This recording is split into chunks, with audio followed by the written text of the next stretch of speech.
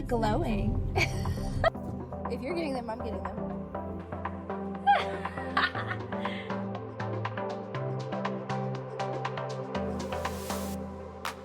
Hi, hello, and welcome to The Bookish Life. I'm Jess. And I'm Tori, and today's episode, we're chatting all things Kindle Unlimited, indie authors, how to support indie authors, all of that. Well, the reason why I want to do this is because there's been, if you guys are like on Threads or follow authors, a lot of them are noticing a huge dip in their sales and their royalties because of the Amazon boycott. And whether you should or should not be boycotting Amazon, I still have my Kindle Unlimited subscription. It saves me money, and that's the primary way authors make money. So for me, that's a win-win. So how much is Kindle Unlimited? $12? $11.99 now? So if you read, so on average, I mean, ebook prices have gone up, right? So they're like $4 or $5 an ebook, indie. So you literally have to read 2.5 books, and you're saving money. Yep. And I think I calculated it because someone put, it was like you have to read 2,700 pages to make Amazon pay more than what your subscription is to authors. So they're losing money if you read more than 8 books on Kindle Unlimited. So I really try, even if I own the paperback, I still read on KU. So the author got the money from the paperback and the money from Kindle Unlimited, because Kindle Unlimited is honestly how most authors make their money. So Indie authors, I should say. Yes. Or trad authors who own their ebook rights. Yes. Yes, that too, yeah. Which is a lot of like Bloom authors, Sourcebooks authors. Some publishers can put their books in KU, but if it's like release day or right after release day and it's in KU, most likely they're an indie author for the ebook. That's theirs. So they make all the money. Yeah. If it's like a $12 ebook, that most likely means the publisher owns the ebook, because indie authors are not pricing their ebooks at $12. Mostly. Obviously, this rule does not apply to every single author out there. Yeah. Yeah. I think it's super important to still support authors through Kindle and Kindle Unlimited, because that's where they make their money. Because so many authors we've seen are like, I literally can't go to any signings this year because I can't afford it because I'm making no money. So a lot of people, I don't know if they realize this, but like when you have your Kindle Unlimited subscription, I mean, I use it all the time. Like I fill up to 10 to 15 books, and then throughout the month or 2 months that I have those books downloaded, I read them. Even if I have a paperback, I still do that just because it's easier for me to read on my Kindle. I hate paperbacks now. Like, even though I just read King of Pride by Anna Wong, and I read it on my Kindle because I own the paperback, but I can't lay down and read a paperback, so it's easier that way. But for me, even before I created content, I had a Kindle Unlimited subscription. Like, I've had it for like 10 years or something like that. Mm-hmm. And I just love like being able to read and, you know, return books if like once I finish them, and I'm not like paying that money one time, if that makes sense. Like, and DNF too. Like, you can test out so many new authors because you're technically not like putting your money into buying like a $4 ebook, you know? Yeah. But also too, with new releases, especially for indie authors or like authors that own their ebook rights, is that even though I might not read a book on release day, I will still go and download it and put it in my KU subscription like library, like on my Kindle app or on my Kindle, just because I'll forget about it and I really want to get to it. So like Ashley Munoz just had a release like within the last 2 or 3 weeks, and I want to read her book. So I downloaded it on my Kindle so I wouldn't forget. But I really think it's important to say that like, I understand why people want to like boycott Amazon and Jeff Bezos. I totally get it. Totally understand. That is a very valid reason to do so.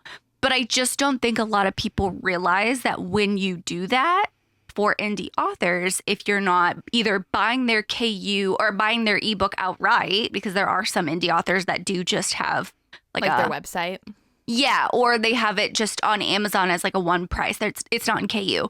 But either way, supporting indie authors that way or having a KU subscription and still reading them, you take that away, you're taking it like at least 80% of their income. Like they don't make paperback. Like people think, oh, they'll make it in paperbacks. No, they don't really make money off paperbacks, especially if they're indie authors, because their books are not in Barnes & Noble across the country like some trad publishers are.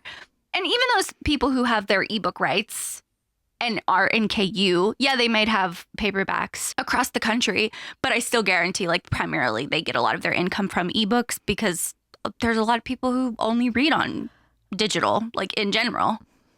Like Elsie got to #1 in the Kindle store. So that means like she was the best-selling author ebook wise and print. I forget which list she was on for the New York Times bestseller because she was #1. Was it both?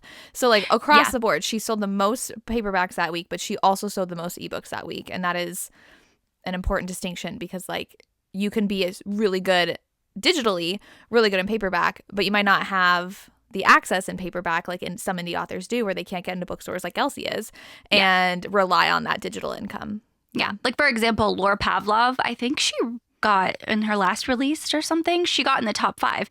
That book is not traditionally published, so it's not in bookstores. So she is a, top 5 best-selling Amazon author in the Kindle store, but like that was primarily her income for that release, like because she didn't have trad paperback to be added to that. We can't say for sure like what authors are making off of paperbacks, but a majority of their income is digital sales. Yeah, that's just the nature of publishing. Yeah. Yes, 100%. Yeah. And even if you want to like not buy paperbacks on Amazon, totally get it. Like you can go to your local indie bookstore. I just had one open in my tiny small town here in Georgia, and they have a bunch of like indie paperbacks, and that comes that not only does that go to some of the authors, I think, like because they buy it from the author. Like I don't know how indie bookstores like really work, but like they buy it from the author. So the author's getting money that way, but then also I'm supporting a local indie bookstore rather than Amazon publishing for paperback, if that makes sense.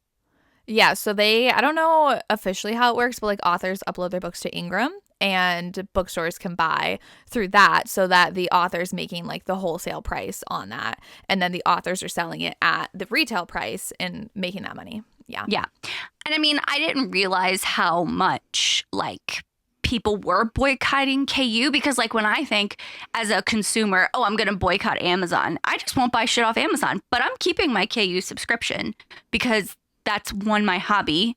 But like most of that money goes directly to the author in some way. And I know that's why they make like pennies off of pages. Like less than pennies off of pages. But didn't you say if you read more than like X amount of pages? If you read more than 8, you are taking money away from Amazon. Yeah, 8 books. Yeah. But like how often are people reading 8 books who have a Kindle Unlimited subscription? Amazon, but I think like I read somewhere that Amazon makes a really small percentage of their profit from their subscriptions. So like the whole system's messed up anyways. Like I feel like even boycotting, like there's no way to solve this problem. But when you are not purchased, and like people made the case about like small businesses who rely on Amazon, like you are hurting other people who rely on Amazon as the middleman to sell their product. And unfortunately for authors, it's like a majority of them, it is Amazon. And I mean, you can go to their website and see if they sell their ebooks. A lot don't, but some do.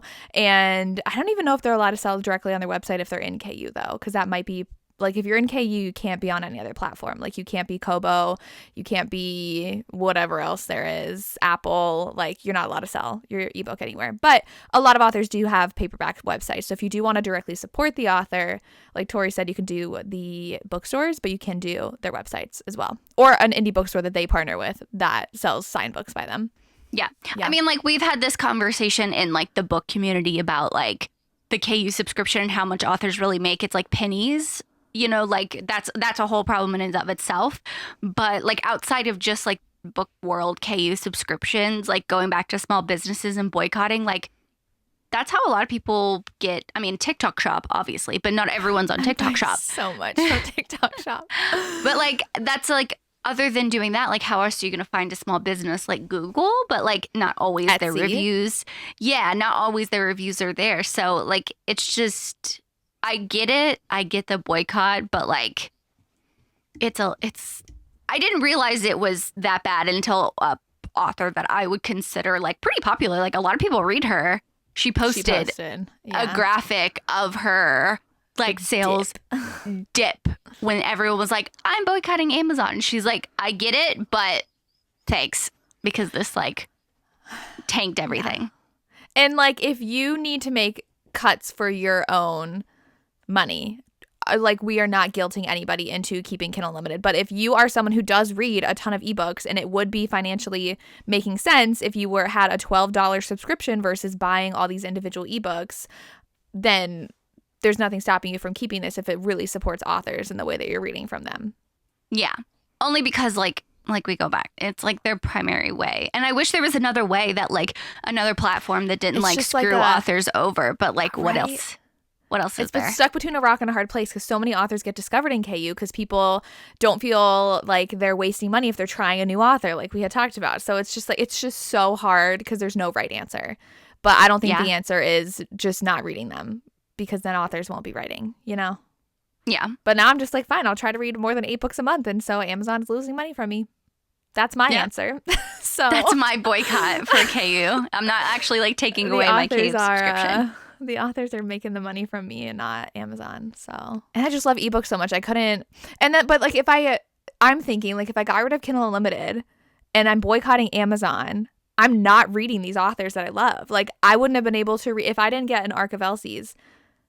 I guess I could buy the paperback, but I don't want to read paperback. I want to read ebooks. How would I get her book? Because it's not on Apple or anything either. Like so as a digital, like you're not reading these authors, like like as a digital reader, it's hard when you don't have Amazon or Kindle. Like if you don't buy books or have a KU subscription. And these authors are only on Kindle. Like then that's why their sales are dipping because there's literally no other way to read them other than buying their paperback, which is way more expensive than their ebook. And the concerning thing is that a lot of people who are posting about this are like, I'm not buying on Amazon anymore. I'm just going to go back to or pirate my books, which is a whole other complete issue. Not only are the sales dipping for the author, but like it's literally stealing from them. So that is not the answer. Pirating is not the answer to boycotting Amazon. We just want to make that clear. So I still can't believe like people do that. I always felt like it was such a thing that happened like years and years and years ago. But like it's still a conversation. And I'm like, how have people like listen, I understand not having the money to buy books because I've been there, but I have never pirated a book like that. Like I literally have saved up money. I wait till it goes on sale, like the ebook, they go on for free or for 99 cents. Or I go read fanfic on AO3. Like if I really wanted to read, options, right? Yeah, I have never in my life thought about, oh, let me go Google how to pirate this book. Like, never. I don't know. I've just never thought of that. Like, right. It blows my mind that it's still happening like that. Like, I mean, and your library, because like Hoopla and Libby have ebooks that you can send directly to your Kindle if you're looking for trad books. And you might not be able to read them right away. Usually I go there for backlist books. Like if for historical Hellions, we have a historical romance and I'm like, oh, I don't want to read the paperback. I'll look at Hoopla and Libby and download the ebook for free through my library. Yeah. But going back to the whole not pirating books, using your library. But if there's an author that's only on KU, they're not in their library. Like their audiobook might be if they own their rights. But with KU, they cannot put it on their library. Rena Kent's like entire backlist is in Hoopla. Yeah, I saw that. Because a lot of authors are like switching over to this. I forget what it is, but a lot of them are selling their audio rights to a company that puts them in. I'm so excited. Yeah. You should. The Monster Trilogy's in there. Let me just add that to my never-ending TBR, you know? Saying. Yeah. But, and I know like a lot of people are like, well, my library sucks or like I don't have access to one.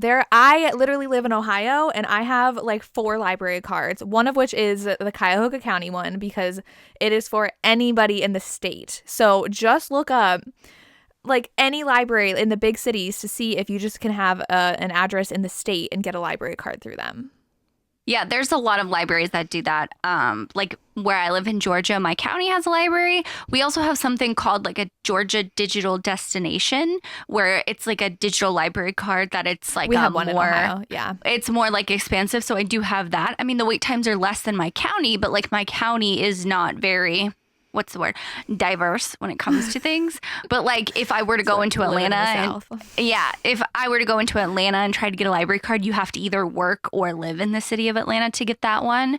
So like the digital destination one that we have is like an option like that. So like, but that took me a little while to research because it's not always like advertised, but they're also like, you can buy, I forgot if it's Houston Public Library, you can buy a year for $40. Which I do. You used to be able to do that for New York, didn't you? And then they stopped it. Yeah, I think it was Brooklyn Public Library. They stopped doing that. But yeah, there's literally so many other states or other big cities that even if you live in like a a state that doesn't offer other than your county or your city, you can definitely, like, there's other options and you just pay for like a year subscription. And most of the time it's $50 or less. Like, I don't think I've seen one that's year. Yeah, I don't think I've seen one that's less than $50. So yes. And speaking of that, for Kindle Unlimited, you can gift yourself a year subscription. Some people have said they've had issues with it. I never have. And it's cheaper than paying $12 a month. So mine is up in like April, I think. So I have to. I just pay every month because that's a big chunk of money to do it all at once. So either way. The price of Kindle Unlimited is $12, which is less than the price of a paperback. So if you're buying like one paperback a month, then that's the equivalent of paying for a Kindle Unlimited subscription every month. Yeah. And you have unlimited, like to the library that is Kindle Unlimited, which is a ton. And you can have 20 books out at once. There's Montlake books, which are KU Read and Listen. So then there's the ebooks and audiobooks that you can listen to with a subscription. There's just so much. Even if you're someone who just reads like outside of romance too, like if you read some romance and some thrillers or historical fiction, there's literally like so many thrillers. I know authors that are in KU. Like Christy just did a video of historical fiction in Kindle Unlimited. So like that's how I got into historical fiction, is like some of them came up on when I searched for Kindle Unlimited, and they had the audiobook available with the KU Read and Listen. And that's how like I started my love of historical fiction. So it's like you can explore other genres. I'm pretty sure there's like fantasy ones too. Like, it's not only, I mean, like we talk about romance. There's a lot of fantasy. Yeah. Yeah. We talk about romance in KU because like romance is like the dominating genre in all sales for books. So like it's the biggest, and we have like the most authors that are in there, but a lot of authors will put their books in there if they just want to like get noticed. Like a lot of authors just get noticed that way. Like a lot of people will skyrocket and, go viral or something because one person posted TikTok and they're like, oh, it's in KU. Let me download it and read it. And I think they're way more likely to get people to buy if they're in KU than buying a full price ebook. Yeah. I can't even tell you the last time I bought an ebook. I think mine was when it was like 99 cents. And I was like, oh, sure. Like in case, because a lot of times also authors will get picked up and then their books leave KU. And then I'm like, oh, now I can't read it until it's republished. So sometimes like with that, like Split or Swallow, I think was on sale for 99 cents before it got taken out. Oh, okay. Now it's in KU though. Well, yeah. But I didn't know how like long it would take to be published. And I'm fine paying $1 for something. Like that's not that big of a deal. But just the ease of having it. I'm trying to think. I bought a lot of like free ebooks, like a lot of times. Oh, yeah. Amazon will just have free books. Like even ever like a book club pick, because I had to buy one of our Historical Hellions ones because the library didn't have it. Well, mine, I do audio for my book club. So I was just like, you always have access, because some of ours don't have audio because they're so old. Yeah. No, our last month I used an Audible credit, but I don't buy the ebook. I rather use a credit and you do an Audible thing. Yeah, I'm trying to think. I'm like, I can't even remember the last time I bought an ebook. And I just think like sometimes they're so expensive. Like Rebecca Yarros is in the top 100. She's in the top 5 with Onyx Storm, and that is like a $12 ebook. It's not in KU. That means she is selling $12 ebooks at that price, which is insane to me, because the last ebook I bought that was over $10 was Fourth Wing, because my sister wanted to read it and I was not going to let her take my copy. And I was like, the only way, and like the library, that is an insane wait. So that is when I bought a $10 ebook because I was desperate. And yeah, that is it. And my sister shares my Amazon account, so we both use my KU. She reads like 2 books a month and I read. Oh, yeah. Yeah. I mean, we do have an entire episode dedicated to recommendations in KU that we did a few months ago. But some of our favorite authors in Kindle Unlimited, I mean, everybody that we read. Everybody. So like Elsie's in there with her new release. Obviously, we've got, who else? Catherine. Depends on what you're looking for. Yeah, if you like romantic suspense, Catherine Cowles. Laura Pavlov for Small Town. Samantha Young for Small Town. Yep. Oh, we just read the Lee Rivers trilogy, The Total Darkness. So if we want to do dark, so Lee Rivers is in there. Her new one is in there that I'm so excited for. I downloaded that. I said I wasn't going to read it next. I said I wasn't going to read it, but I was like, you know what? I need to. I know it's going to break my heart, but it's fine. I need to know their story. Monty J. I have out, who's also a dark romance author. I haven't read them. But hers are also in Hoopla on audio, but I just didn't love the narrator, so I'm going to read the ebook. Like Penelope Douglas, QB Tyler, Gianna Darling. Those are more darker taboo romances. I'm literally Boys looking. of Toman. Oh, are they in Kindle Unlimited? Oh, they just put them. The publisher did. Oh, yes. Go read the that's Boys how of I read Toman. them. I was not going to read that thick book in my hands. I lied. I bought the Boys of Toman, Saving and Redeeming 6 on ebook. Because could you imagine they were not holding in KU? those? Yeah, that was okay. When they came out, they weren't in KU. Oh, Chloe Walsh didn't put them in KU? No, she was in outright. I think she was outright. I think. Anyway, No. I have Saving and Redeeming 6. Are you sure? I bought the. When I bought the read audio. Binding 13, I did not read my. Oh, did I read my paper? Maybe I did read my paperback. I actually don't remember because that was so long ago. So I just read the 2, 3, and 4 this year. So No, yeah. When those two came out, especially, yeah, I bought them because I was like, "There's no way I'm reading this holding in paperback." I literally was looking at my shelf, and they are almost every single author I have. I have like 4 shelves of just like trad they're all paperback. KU authors. They're yeah. all KU with authors that I bought after I read them, like the paperback, because I wanted to support them. Yeah. Like so many, almost everything on my shelf. Is the Magnolia Park series in KU? No. Mm-mm. But that may be because of the publisher. Were they in KU before? Mm-mm. No? I remember I had to read the ebook on Hoopla because I didn't want to buy it outright. And I hate Hoopla because you can't like send it to your Kindle. Oh, really? Is it only at Libby that you can send to your Kindle? Yeah. And Hoopla, you have to that like would be scroll. So annoying. Yeah, it was And very you have to annoying. read out like on your phone or iPad, right? I read it on my phone. Well, I read on my phone sometimes on my Kindle app, I but do not like reading on my phone, so I would read on my iPad, which I also hate doing. I mean, even if you're a romantasy, like fantasy romance reader, like you love my God, Fourth Wing and everybody. stuff like Yeah. there's so many. Like the Melissa K. Rorick series. Yeah. I'm reading Lady of Darkness right now. Even JLA, Jennifer Armentrout's on there. And Penn Cola's, even though her books are trad, all of hers are still in KU with Spark of the Everflame. Are they? Yeah, I just took out Heat of the Everflame. On KU? Yeah. I had the NetGalley ebook. Well, so. not everybody is special. So Oh, did you see I got my hardback from Atria? Yeah. Can you see that? mine's in the mail because I had to buy it. No, but literally, like every author I read is pretty much a KU author unless they've gotten picked up. So Yeah. Kennedy Ryan, are hers still in KU? Mm-hmm. I think most of them are. Jennifer Hartman's books. I'm Everybody. trying to see, like, I feel like we recommend a lot of, we find new authors every once in a while, like Melissa K. Rorick or Lee Rivers or anything like that. I was trying to see, like, what new authors I've downloaded. Oh, do you remember? Okay. KU library. Yeah. So a Polycon, like 2 years ago, do you remember that author, Allison Aldridge? She was like, I need to sell these special editions because I'm not taking them home. And they were like $15 and we got one and we got them signed. Yeah.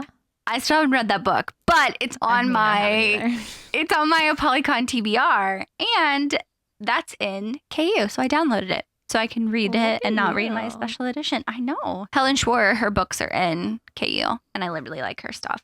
But like I try a lot of fantasy romances because like they're thick books and like the paperbacks are expensive, but like I'll buy them if I like them, if that makes sense. So I like to read it on my Kindle, not just because it's easier, but also like to in my KU subscription to try it out.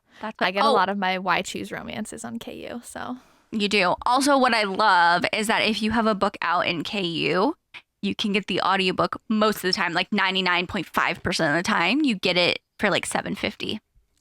or cheaper.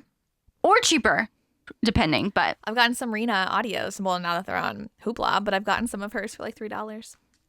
Yeah. Heartless Hunters now on KU. I don't know when Rebel Witch is going to be on, but I do want to. I had to read that physically.